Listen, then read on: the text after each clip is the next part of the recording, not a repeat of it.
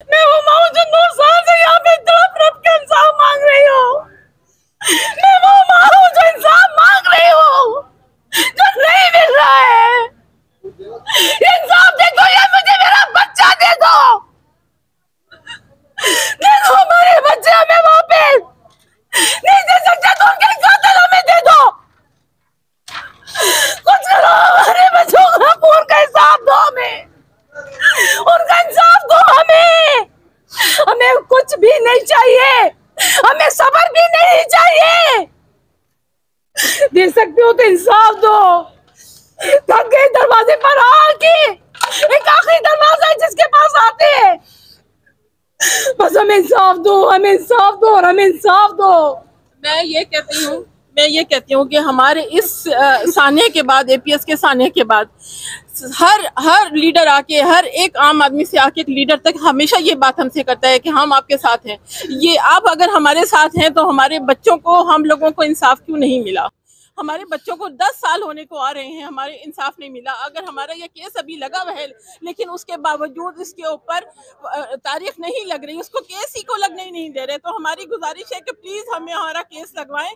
ہمیں عیسیٰ صاحب سے, قاضی عیسیٰ سے ہمارا جو ہے وہ وہاں پر ہماری تاریخ لگے. خدا کے واسطے ہمارے اب 10 سال ہونے کو آ رہے ہیں کہ ہاں, عام آدمی کہنے میں بڑی آسان سی بات ہے کہ جی ہم آپ کے ساتھ ہیں.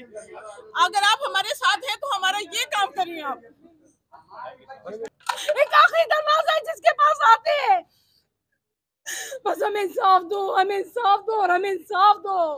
میں یہ کہتی ہوں کہ ہمارے اس سانحے کے بعد, اے پی ایس کے سانحے کے بعد, ہر لیڈر آ کے, ہر ایک عام آدمی سے آ کے ایک لیڈر تک ہمیشہ یہ بات ہم سے کرتا ہے کہ ہم آپ کے ساتھ ہیں.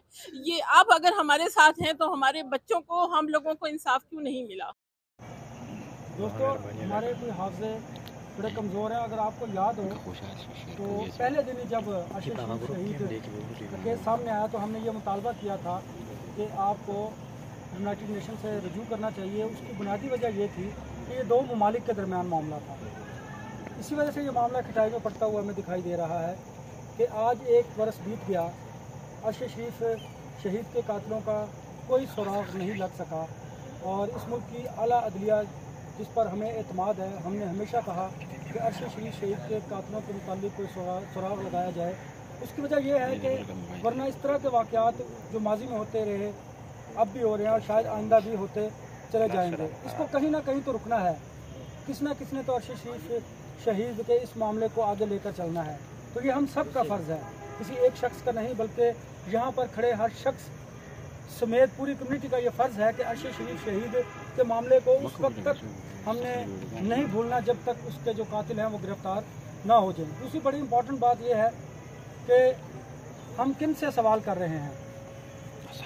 کیا ہمیں یہ سوچنا ہے کہ ہم جن سے سوال کر رہے ہیں ان لوگوں کا کردار کیا رہا؟ حکومتیں کیا اتنی بے بس اور مجبور ہوتی ہیں کہ وہ اپنے شہری کے قاتلوں کا سراغ نہیں لگا سکتی؟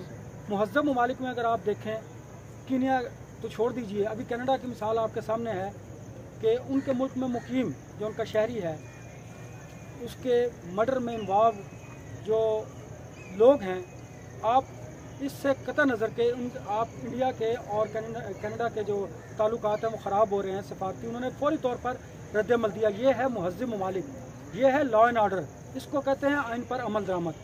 ہمارے ہاں آئین اور قانون تو ایک طرف چھوڑیے, جو طاقتور حلقے ہیں, یہ وہ سوچ ہے جس کا ہم بارہا اظہار کرتے رہے ہیں کہ یہ وہ سوچ ہے جو اس ملک میں آمریت کو جنم دیتی ہے, جو آئین اور قانون کی بالادستی کو تسلیم نہیں کرتی, جس کو چیلنج کیا ارشد شریف نے. اس نے اس سوچ کو چیلنج کیا, اس مائنڈ سیٹ کو چیلنج کیا, اس کے نتیجے میں اس نے اپنی جان دی, شہادت دی. ان کا خون رائے گا نہیں جائے گا, کیونکہ جسٹس جو ہے وہ ایک اوپر رب کی ذات ہے کہ جو انصاف فراہم کرتی ہے. اور ہم نے دیکھا کہ جو ظالم اور طاقتور لوگ اگر اپنے ظلم اور اپنی طاقت کی وجہ سے کسی کی آواز کو دبا لیتے ہیں تو پھر اللہ تعالیٰ کی لاٹھی بے آواز ہے. وہ پھر اس دنیا میں ہم نے دیکھا کہ ایسے لوگوں کے ساتھ کیا ہوا, اور آپ دیکھیں گے کہ ارشد شریف شہید کے قاتلوں کے ساتھ کیا ہوگا. کیونکہ ہمیں اپنے رب سے یہ امید ہے کہ اگر یہ حکومت, یہ ریاست اور ریاستی ادارے انصاف نہیں کرتے تو پھر اللہ تعالیٰ انصاف کریں گے. آپ کو یاد ہوگا کہ کیا اس ماں उसकी बीवी, उसके बच्चों पर क्या गुजरी होगी। आप और मैं तो यहाँ पर खड़े होकर बड़े आसानी से 2 जुमले दर्द के, तकलीफ़ के बोल लेते हैं।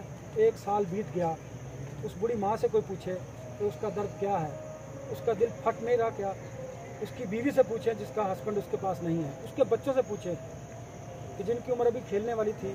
और वो बिल्कुल, आज जब मैं एयरवे के ऑफिस गया तो मैंने उनके बेटों के चेहरों पर देखा, कोई खुशी के आसार नहीं थे। ऐसे लग रहा था ये छोटे बच्चे भी बहुत कोई संजीदा काम कर रहे हैं और बहुत अपनी उम्र से ज़्यादा बड़े हो चुके हैं। तो दोस्तों, ये वो सवालात हैं कि जिनका हमें जवाब तलाश करना है, क्योंकि आज एक अरशद शरीफ गया है, हम नहीं चाहते कि कल कोई दूसरा अरशद शरीफ जाए।